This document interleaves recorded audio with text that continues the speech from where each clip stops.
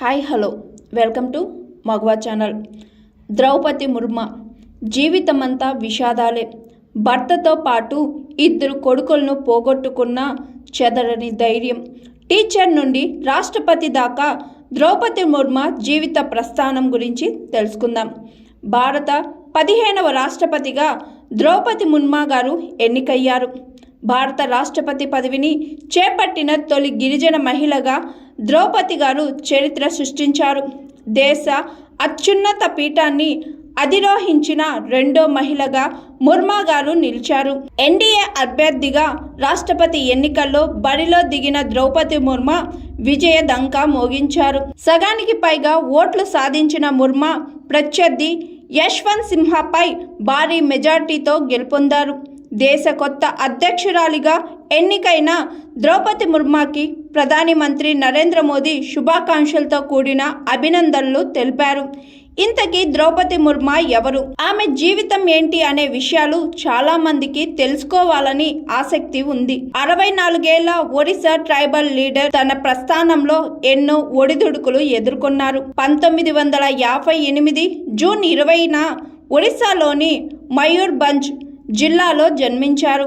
శ్యామ్ చరణ్ వర్మను వివాహం చేసుకున్నారు. ఆమెకు 2 కుమారులు, 1 కుమార్తె.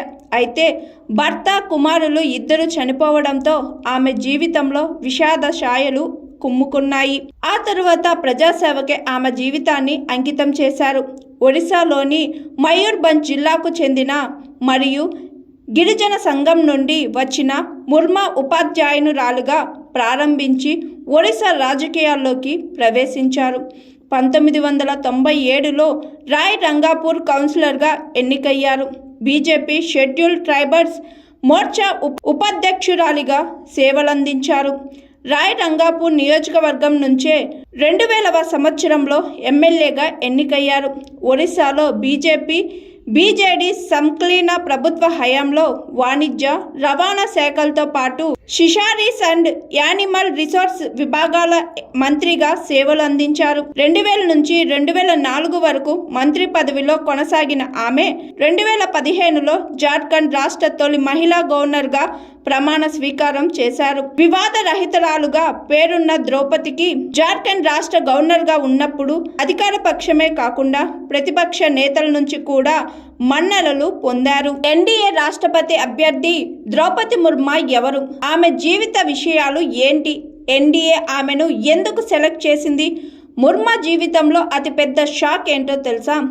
దేశ అత్యున్నత పదవిని చేపట్టిన ద్రౌపది ముర్ము తన వ్యక్తిగత జీవితంలో ఎన్నో ఒడిదుడుకులను, విషాదాలను ఎదుర్కొన్నారు.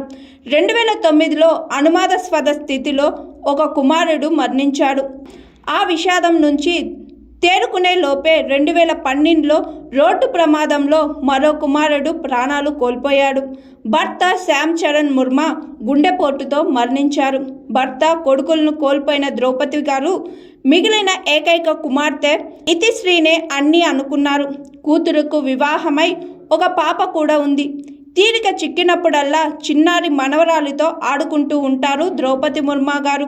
64 ఏళ్ల ద్రౌపది ముర్ము గారు ఒడిశాలోని మయూర్భంజ్ జిల్లా బైడపోసి గ్రామంలో జన్మించారు. ఒడిశాలోని బీజేడీ నుంచి సంకలీన ప్రభుత్వం సమయంలో మార్చి 6, 2000 నుండి ఆగస్టు 6, 2002 వరకు వాణిజ్యం, రవాణా మంత్రిగా పనిచేశారు. ఆగస్టు 6, 2002 నుంచి 2004 మే వరకు మత్స్య, జంతు వనరుల అభివృద్ధి శాఖ మంత్రిగా పనిచేశారు. 2010, 2013లో మయూర్భంజ్ బీజేపీ జిల్లా అధ్యక్షురాలిగా, 2013లో బీజేపీ ఎస్టీ మోర్చా జాతీయ కార్యనిర్వహణ సభ్యురాలిగా కొనసాగారు. జార్ఖండ్ తొలి మహిళా గవర్నర్గా పనిచేశారు. 2015 నుంచి 2021 వరకు గవర్నర్గా సేవలందించారు.